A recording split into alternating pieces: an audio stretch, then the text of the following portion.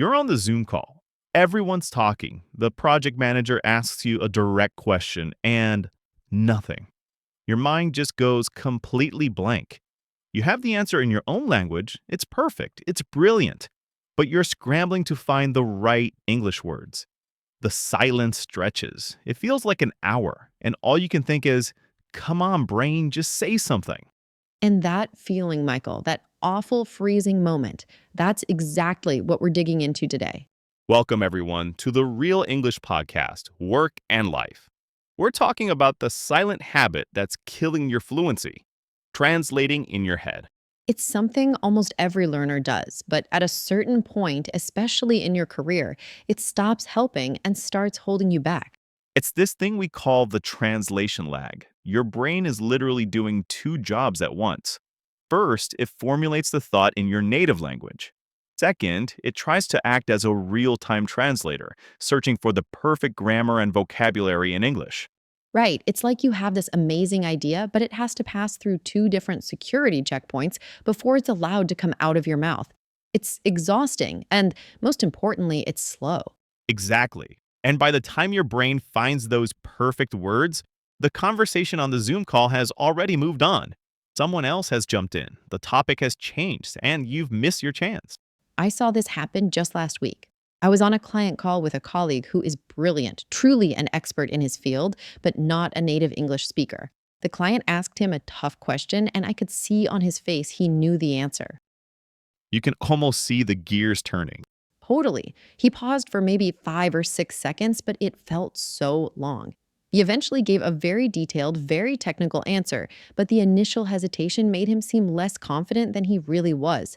The lag created a false impression. And that's the key here. At work, the stakes are just so much higher. It's not a casual chat. You're in a project update. You're talking to a client. You're in a performance review. How you sound directly impacts how people perceive your competence. Absolutely. There's this intense pressure to sound smart and professional, and that pressure is what sends you back to your native language, where you feel most comfortable and articulate. It's a vicious cycle. And you feel like everyone's silently judging your English, not your idea. It's a horrible feeling. You start second guessing every single word before it even leaves your mouth. Yeah, that fear of judgment is a huge factor. Plus, the speed of work is relentless. I mean, you're on a call, but you're also getting Slack messages. Someone's sharing their screen. Somebody else interrupts with a question. There is literally no time for that mental translation process. It's like trying to pat your head and rub your stomach while also juggling flaming torches. Your brain is already at max capacity. Trying to translate on top of that is just impossible. Right, and when you can't keep up, the panic sets in, which just shuts down the language part of your brain even more. It's a total freeze. This leads to what I think is the biggest myth in language learning for professionals. So many people think the problem is my vocabulary. If I just learn more words, I'll be fluent.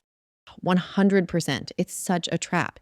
You can have a PhD level vocabulary, but if you're still mentally translating every single word to build a sentence, you'll still be slow. You will still freeze. The real issue isn't the size of your word library, it's the speed at which you can grab the words you need and put them together. It's a processing issue, and even more than that, it's a confidence issue. I remember you telling me you went through this yourself, right? Oh, definitely.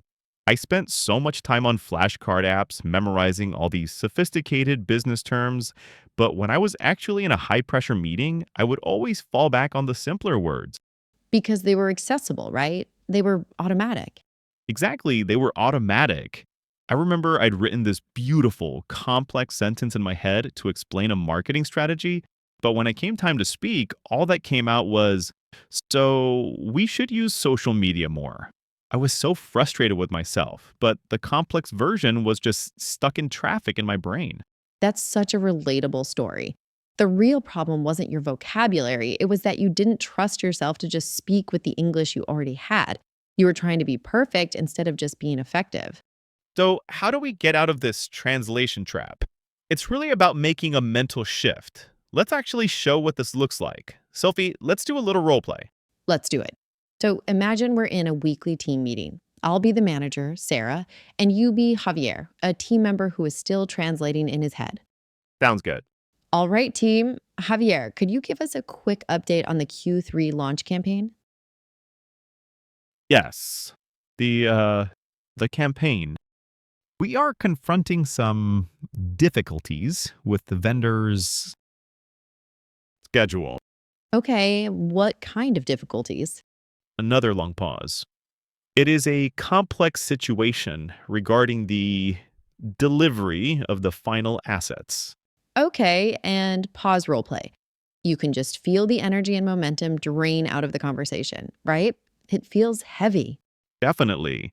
As Javier, I was trying to find these perfect formal words like confronting difficulties and complex situation because that's how I would say it in my native language. The translation was just too slow. Exactly. So let's try it again. Same scenario, but this time Javier isn't going to translate. He's just going to focus on communicating the main idea with simpler, more direct English. Ready?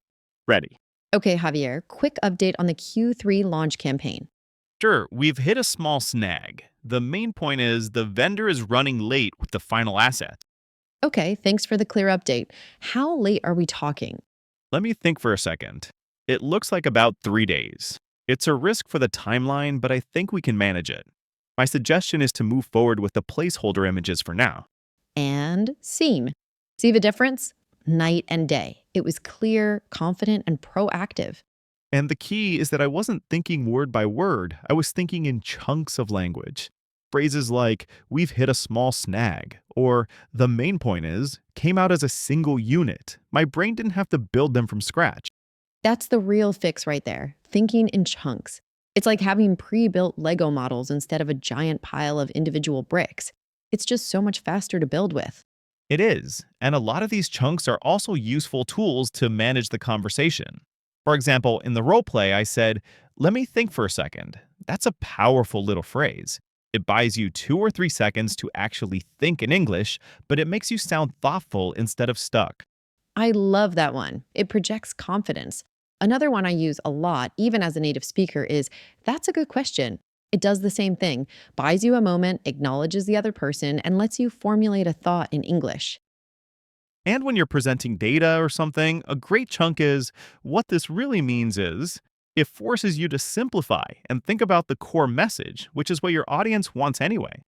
Yes, or if you say something and it doesn't come out quite right, instead of panicking and stopping, you can just use a repair phrase like, what I mean is, or to put it another way, and then you try again. It's a reset button. I actually used that on a client call last month. I misspoke about a deadline and I felt that jolt of panic, but I just said, sorry, let me rephrase that. What I mean is, and it completely smoothed it over. See, it shows confidence, not a lack of language skill. It shows you're in control. If you agree but want to add your own point, you can start with building on what you said. It connects your idea to the flow. That's a great one for collaboration. And what about when a meeting is moving too fast? So many people just stay silent because they're afraid to interrupt. Yeah, which is the worst thing to do. Having a phrase ready like, can I clarify one thing, is incredibly useful. Or even, sorry to interrupt, but could you explain that last part again? It shows you're engaged and paying attention, not that your English is poor. Right. A phrase like, from my perspective, is also great. It's a soft way to introduce your opinion without feeling like you have to make some grand, perfectly worded statement. It lowers the pressure. These chunks work for less formal situations too, like small talk, which can be terrifying when you're translating. Oh, for sure. Let's do a quick one. We're waiting for a Zoom meeting to start. I'll ask you how your week is going. First, the translating version. Go for it. Hey, Michael, how's your week going? It is proceeding satisfactorily. I have been occupied with many responsibilities. Okay, very robotic. It sounds like a formal written report. Now let's try it again, but this time using natural chunks, thinking directly in English. Ready. Hey, Michael, how's your week going? Hey, Sophie. Pretty busy. You know how it is. Mostly just getting ready for the big presentation on Friday. How about you? So much better. You know how it is such a perfect connecting phrase. It's relatable and relaxed. And it invites the other person to share. It turns a question into a real conversation. This all leads us to our listener challenge for the week. All right, what have we got? It's simple, but not easy. In your next team meeting, your only goal is to speak sooner. The moment you have a thought or an idea, don't wait to build the perfect sentence. Just jump in, even if you only start with a phrase like, I have a quick thought on that, or that's an interesting point. The goal is to close that gap between thinking and speaking. Exactly. And in your daily life, when someone asks you how you are, resist that urge to translate a long, complex answer. Use a simple, natural chunk. Not too bad. Hanging in there. Can't complain. You're building the habit of thinking directly in English, one small conversation at a time. Ultimately, the big idea here is that professional fluency isn't about having a bigger vocabulary. It's about getting out of your own way. It really is. It's about letting go of the need for perfection. Your goal in a work meeting isn't to win a grammar award, it's to share your expertise, collaborate, and move projects forward. And you can't do that when your brain is busy being a full time translator. So give yourself permission to be simple, be direct, and be heard. Well said. Thanks so much for tuning in to the Real English Podcast, Work and Life. We'll talk to you next week.